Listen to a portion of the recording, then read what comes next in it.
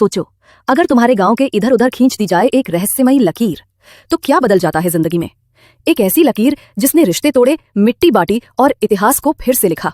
भारत की सीमाएं सिर्फ नक्शे की रेखाएं नहीं, बल्कि हजारों जिंदगियों की कहानी है। 1947 माउंटबेटन प्लान के तहत बाउंड्री कमीशन बनी और सर साइरल रेडक्लिफ ने सिर्फ 5 हफ्तों में बिना भारत देखे खींच दी 3,323 किलोमीटर लंबी रेखा।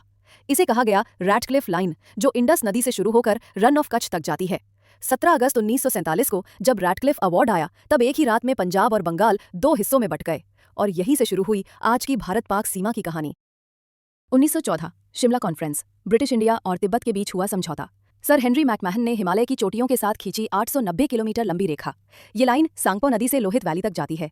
भारत इसे अपनी सीमा मानता है, पर चीन कहता है ये इलीगल कॉलोनियल लाइन है। यही विवाद 1962 के साइनो इंडियन वॉर का कारण बना और आज भी अरुणाचल प्रदेश उसकी गवाही देता है। 1816 ट्रीटी ऑफ शुगौली के तहत ब्रिटिश ईस्ट इंडिया कंपनी ने तय की काली नदी सीमा, लेकिन जब नदी ने रास्ता बदला, विवाद शुरू हुआ।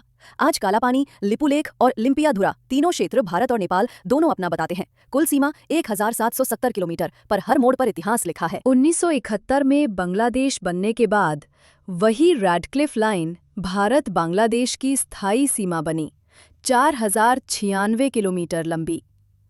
2015 के लैंड बाउंड्री एग्रीमेंट में दोनों देशों ने 162 एन्क्लेव का आदान प्रदान किया।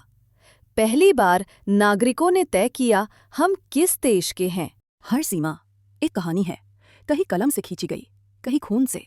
भारत की हर लकीर एक समझौता, एक सबक और शायद इतिहास का वो हिस्सा जो आज भी सांस ले रहा है।